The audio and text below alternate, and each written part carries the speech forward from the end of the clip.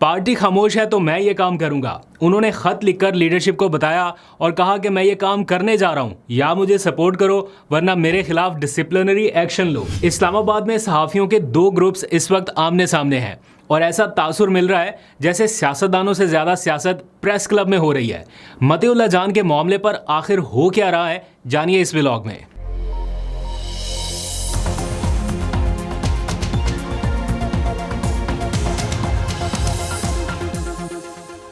बिस्मिल्लाहिर्रहमानिर्रहीम, अस्सलाम वालेकुम। पाकिस्तान और दुनिया भर में देखने और सुनने वालों को अब्दुल कादिर का सलाम and a very good morning. Pakistan में 30 अप्रैल की सुबह है। अब से कुछ देर के बाद अहम तरीन अदालती शोडाउन शुरू होने जा रहा है। इस्लामाबाद हाई कोर्ट से लेके अडियाला जेल तक क्या कुछ रहेगा, काफ़ी सारी हैपनिंग्स है, एक एक करके आपको बताता हूँ। आपको पता है कि इस्लामाबाद हाई कोर्ट में अल कादिर ट्रस्ट केस की समाअत है और अडियाला जेल में आज मुलाकातों का दिन है। लेकिन इसके अलावा और क्या कुछ हो रहा है वो भी सारा आपको बताता हूँ। लेकिन शुरू करते हैं इस्लामाबाद हाई कोर्ट से। अल कादिर ट्रस्ट केस की समाअत 12 बजे शुरू होने जा रही है। 2 रुकनी बेंच इस केस की समाअत करेगा। इमरान खान की ज़मानत से मुतालिक, बुशरा बीबी की ज़मानत से मुतालिक अब तक 18 समाअतें हो चुकी हैं। आज से पहले 18 समाअतें हो चुकी हैं और इन 18 समाअतों को होने में कितना टाइम लग गया, कितने महीने गुजर गए। जो फैसला 1 या 2 समाअतों में हो सकता था वो अभी तक नहीं हो सका। आज 19वीं समाअत होगी और इम्कान अभी भी कोई बहुत ज़्यादा रोशन नहीं है कि कोई आउट ऑफ द वे कोई बड़ा मेजर रिलीफ मिल जाएगा, क्योंकि अभी नैब के दलाइल मुकम्मल नहीं हुए, फिर सलमान सफदर ने अभी दलाइल देने हैं और बहुत सारी चीज़ें रहेंगी। बहरहाल PTI ने एक बार फिर अपने अरकान असम्बली को इस्लामाबाद हाई कोर्ट पहुँचने की कॉल दी है।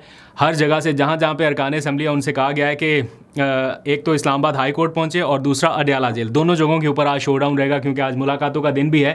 तो काफ़ी सारी हैपनिंग्स रहेंगी, तो आपको साथ साथ रिपोर्ट करते रहेंगे जैसे ही इस केस का कोई फैसला आएगा या आज के दिन का कोई ऑर्डर आएगा। आज जैसे मैंने आपको बताया कि इमरान खान से मुलाकातों का दिन भी है, तो उनसे मुलाकात के लिए कल शाम एक लिस्ट भेजी गई थी, लेकिन हैरानकुन तौर पे अचानक वो लिस्ट मनसूख कर दी गई। सलमान अकरम राजा ने एक ट्वीट किया और कहा कि जो लिस्ट भेजी गई है ये हम विड्रॉ कर रहे हैं और सुबह एक नई लिस्ट भेज दी जाएगी। एज इफ़ नाउ जब मैं ये व्लॉग रिकॉर्ड कर रहा हूँ सुबह का वक्त है, तो अभी तक कोई नई लिस्ट नहीं आई, लेकिन मेरा ख्याल है कि कुछ देर में अडियाला जेल के हुकाम को भेज दी जाएगी। लेकिन कल वाली मनसूख क्यों की गई वो मैंने जानने की कोशिश की, तो पता चला कि उसमें जो मेजर लॉयर्स हैं उनके नाम ऐड किए गए थे।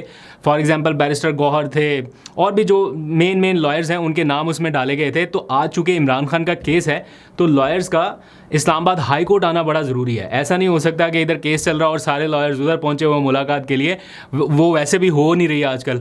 तो इसलिए उन्होंने कहा कि हम ऑल्टरनेट नाम डाल के भेजेंगे। अब पता नहीं और कौन से लोगों के नाम डालेंगे, या अगर लॉयर्स के भी डालने हैं तो फिर मेरा ख्याल ऑल्टरनेट कुछ और लोगों के नाम उसमें शामिल कर दिए जाएंगे। इसमें कोई इख्तलाफात वाला या और कोई आउट ऑफ द वे कोई ऐसी चीज़ हो गई है जिससे कोई पार्टी में गड़बड़ हो जाए, ऐसी फ़िलहाल कोई इत्तला नहीं है। अच्छा, वैसे PTI में इख्तलाफात हैं और ये इतने ज़्यादा होते जा रहे हैं कि कुछ वर्कर्स खुद से फैसले करने शुरू हो गए हैं कि अगर लीडरशिप ये अनाउंस नहीं कर रही या डिसाइड नहीं कर रही तो फिर हम अपने तौर पे करते हैं। उसकी एक लेटेस्ट एग्जांपल सामने आई कि जब PTI के एक वर्कर हैं अहमद खान न्याजी, आपने सबने उनका नाम सुना है, देखा भी है उनको, इमरान खान की सिक्योरिटी टीम का हिस्सा रहे हैं। तो अहमद खान न्याजी ने अब अपने तौर पे एक कॉल देने का ऐलान कर दिया कि अगर लीडरशिप जो है वो कोई फ़ैसला नहीं कर पा रही तो हम अपने तौर पे एक प्लान बनाएंगे। तो उन्होंने 8 मई को एक मुख्तसर सूबे के अंदर ही फ़िलहाल उन्होंने कहा कि जनाब हम एक मुख्तसर लॉन्ग मार्च करेंगे एंड फिर हम अपना कोई लाया अमल देंगे। हम सब ने मिल के प्लान बनाया है।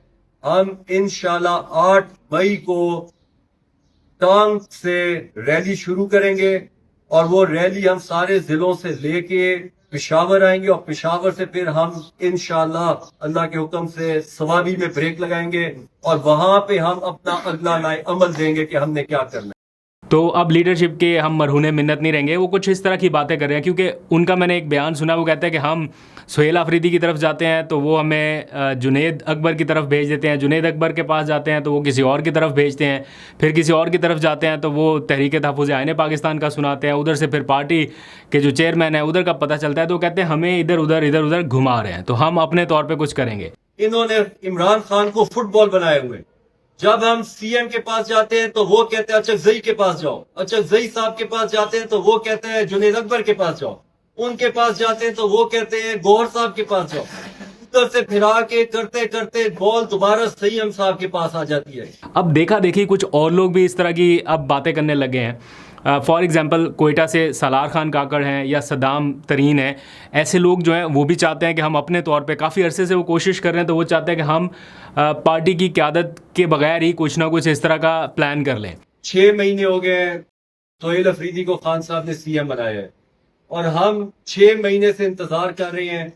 बार बार हम उससे कांटेक्ट करने की भी कोशिश करते हैं कि हमें सिर्फ खान साहब की रिहाई का रोड प्लान दे दें, रोड मैप दे दें कि आपके दिमाग में क्या तरीका है, क्या रास्ता है जिससे खान साहब की रिहाई मुमकिन हो सकती है। तो सलमान अकरम राजा से किसी ने पूछा, एक जर्नलिस्ट ने, कि वो अहमद खान न्याजी ने कॉल देने का ऐलान कर दिया तो क्या पार्टी इसको ऑन करती है या आप उसको रोकेंगे? तो उन्होंने कहा कि इनफरादी तौर पे अगर कोई ऐसा कोई फ़ैसला करता है तो वो ख़ुद ज़िम्मेदार है इस चीज़ का, उसके कॉन्सिक्वेंसेस क्या होंगे उसका भी वो ख़ुद ज़िम्मेदार है, हम उसको रोक नहीं सकते किसी इंडिविजुअल को। इस तरह की उन्होंने बातें की, यानी वो ज़ाहिर बात है वो खुश नहीं थे कि अपने तौर पे कोई अनाउंस कर रहा है और उसके खिलाफ डिसिप्लिनरी एक्शन इसलिए नहीं ले सकते कि उनके पास कोई ओहदा ही नहीं है, ना वो पार्टी के कोई मरकज़ी किसी ओहदे के ऊपर हैं, और अगर कोई डिसिप्लिनरी एक्शन ले भी लेंगे फॉर एग्जांपल तो वो इमरान खान की सिक्योरिटी टीम का हिस्सा रहे हैं, तो वो वर्कर्स जो हैं उल्टा बैकलैश एक तरह से आ सकता है, तो उन्होंने फ़िलहाल खामोशी रखी है। तो इस तरह की सिचुएशन है कि वर्कर्स अपने तौर पे कुछ डिसाइड कर रहे हैं। और फिर खुर्रम ज़िशान साहब का नाम आपने सुना होगा, सेनेटर साहब हैं जो ओहदा रखते हैं पार्टी में, या पार्टी में ना से एक वैसे उनके पास अब चूँकि सेनेटरशिप का ओहदा आ गया, उन्होंने भी काफ़ी टाइम से अपना एक अलग कैंप लगाया हुआ है, तो वो चाहते हैं कि जनाब हर हाल में एहतजाज हो। तो अब पीटीआई में एक ग्रुप आहिस्ता आहिस्ता ऐसा बनता जा रहा है जो हर हाल में एहतजाज की जानिब जाना चाहता है, लेकिन दूसरी तरफ जो पीटीआई के बड़े हैं जिनके हाथ में फ़ैसला साजी की पावर है वो चाहते हैं कि नहीं, अभी नहीं, अभी वो कुछ और सोच रहे हैं इस टाइम। उसके बारे में हम नेक्स्ट व्लॉग में बात करेंगे।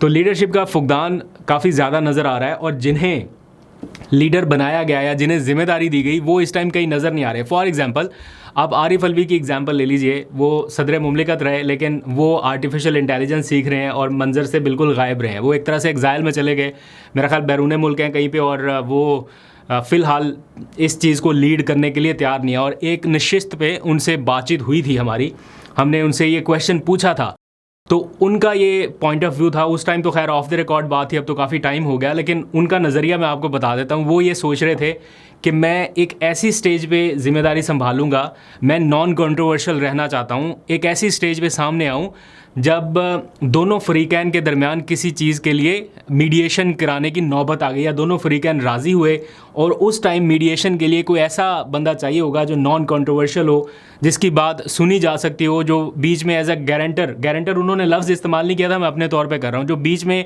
आके दोनों साइड्स को किसी चीज़ के ऊपर मुत्तफ़िक कर सके। वो उस किस्म के रोल के लिए अपने आप को अभी तक महफूज करके बैठे हैं, ये मैं आपको बिल्कुल कंफर्म बात बता रहा हूँ।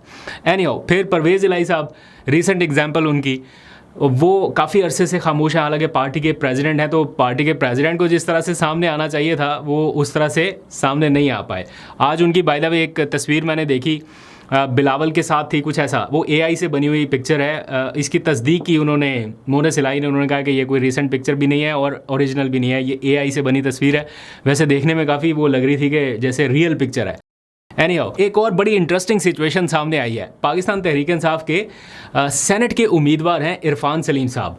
आपको पता है मुराद सईद की नशिस्त खाली हुई तो पीटीआई ने मुतफ़िक़ा तौर पर उन्हें नॉमिनेट कर दिया कि ये हमारे कैंडिडेट होंगे, और उसके बाद क्या हुआ, इलेक्शन कमीशन ने वो सेनेट के इंतखाबात रोक दिए गैर मुअय्यना मुद्दत तक के लिए। फ़िलहाल उसका कोई पता नहीं कि वो कब होंगे, क्योंकि वो खैबर पख्तूनख्वा से कोई अपोजिशन का कोई रहनुमा इलेक्शन कमीशन चला गया, उन्होंने कोई एतराज़ किया और इलेक्शन कमीशन ने वो इलेक्शन रोक दिया। जब पता था, क्लियर कट पता था कि इरफान सलीम साहब सेनेटर बन जाएंगे, लेकिन वो रुक गए। अब उसके बाद पीटीआई में एक खामोशी है, यानी पता नहीं चल रहा कि पीटीआई इसको चैलेंज करने जा रही है या क्या करेगी इसके ऊपर। इरफान सलीम साहब भी बेचारे ऐसे कि उनको कुछ नहीं बता रही लीडरशिप, एज़ इफ़ नो, ऐसे ही लग रहा है।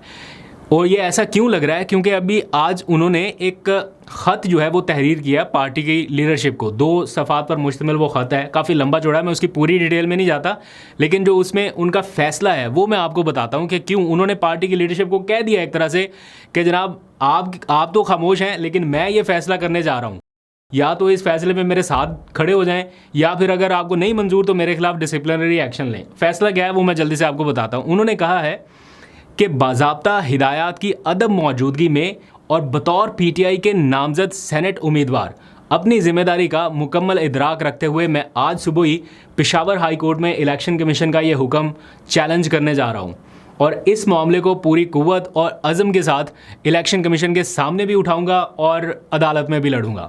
ये बगावत नहीं है, लेकिन ये वो कहते हैं कि मेरे पे फ़र्ज़ है, ये उनके अल्फाज मैं कोट एंड कोट आपको बता रहा हूँ। वो कहते हैं कि ये बगावत नहीं है बल्कि फ़र्ज़ है, और एक पुरअज़म पार्टी का उम्मीदवार यही करता है जब उसकी क़यादत उसे कोई चॉइस ना दे रही हो या रास्ता ना दे रही हो। अब फैसला क़यादत ने करना है, क्या वो इस इक़दाम की हिमायत करते हैं या मेरे ख़िलाफ़ कोई डिसिप्लिनरी एक्शन शुरू करते हैं। इन दोनों ऑप्शंस में वो कह रहे हैं कि मुझे हर चीज़ मंजूर है, जो भी करना है आप कर सकते हैं, या तो मेरे साथ इस फैसले में खड़े हो जाएं, अदालत आएँ, हम मिलके इसको चैलेंज करते हैं, मिलके लड़ते हैं। अगर नहीं तो फिर अगर आपको लगता है कि मैंने बगावत किया है या पार्टी के फैसले के साथ नहीं हूँ तो मेरे खिलाफ एक्शन लें। ये दोनों चॉइसेस उन्होंने दे दी हैं। एनीहाउ, जाते जाते दो खबरें और। पाकिस्तानियों को एक बार फिर से तैयार होना पड़ेगा, सीट बेल्ट अपनी बांध लीजिए, क्योंकि पेट्रोलियम प्राइसेस आज रात 12 बजे फिर से तब्दील होने का ख़दशा है। मैं अभी आपको ये नहीं कह रहा हूँ कि महंगी होने का ख़दशा है ऑलरेडी, क्योंकि आप लोग बहुत ज़्यादा टेंशन में रहते हुए इन सारी ख़बरों को सुन के, तो तब्दील होने का मतलब मुझे हरगिज़ ये नहीं लगता इन हालात में कि कम हो जाएंगी, क्योंकि पेट्रोलियम लेवी बढ़नी है। वो डीज़ल के ऊपर भी लग सकती है, वो पेट्रोल के ऊपर भी लग सकती है। पेट्रोल के ऊपर ऑलरेडी बहुत ज़्यादा है और डीज़ल के ऊपर बिल्कुल ही नहीं है। तो क्या डीज़ल के ऊपर लगेगी 50-55 रुपये का अंदाज़ा है, और अगर लेवी ना लगी तो प्राइसेस तो वैसे ही बढ़ने का ख़दशा है, क्योंकि $119 फ़ी बैरल पे आलमी मार्केट में जा चुका तेल। तो अब आप लोग अगर टैंकियाँ शंकियाँ फुल कराना चाहते हैं तो अभी आपके पास कुछ घंटे हैं, करा लीजिए। रात 12 बजे महंगा होने का ख़दशा है। अच्छा, जाते जाते आखिरी खबर, मैंने कल के व्लॉग में भी आपको बताया था, ममनुआ फंडिंग केस एक बार फिर से ज़िंदा हो गया। इमरान खान के ख़िलाफ़ उसकी समाअत आज होने जा रही है। FIA ने चालान जमा कराया था कल और कहा था कि इमरान खान साहब जो है वो ममनुआ फंडिंग केस के मरकज़ी मुलज़म करार दिए जाते हैं, और उसके बाद से फिर आज उसकी समाअत होनी है। तो आपको फिर रात के व्लॉग में बताऊंगा कि उसकी समाअत में क्या बना। और जाते जाते स्टेट ऑफ हुर्मज़, अब स्टेट ऑफ हुर्मज़ है या स्टेट ऑफ ट्रंप है, क्योंकि डोनाल्ड ट्रंप ने एक ट्रुथ सोशल पे पोस्ट किया और उसमें उन्होंने किसी की पोस्ट को उधर डाला है और उसमें दिखाया गया है कि स्टेट ऑफ ट्रंप। तो ट्रंप बड़ा खुश होते हैं जब उनको कुछ इस तरह से प्रेज़ करे कि हाँ जी स्टेट के ऊपर आपका कब्ज़ा है। हालांकि अभी तक है नहीं, उस तरह से खुली नहीं है, बट इन अ सेंस के है भी सही, क्योंकि उन्होंने उसको इस तरह से ब्लॉक कर दिया कि ईरान के लिए मुश्किल है और हमारे लिए भी बढ़ रही है। एनीहाउ, आपको अपडेट करते रहेंगे। अभी तक के लिए इतना ही। अपना बहुत सा ख्याल रखिए। अल्लाह हाफ़िज़।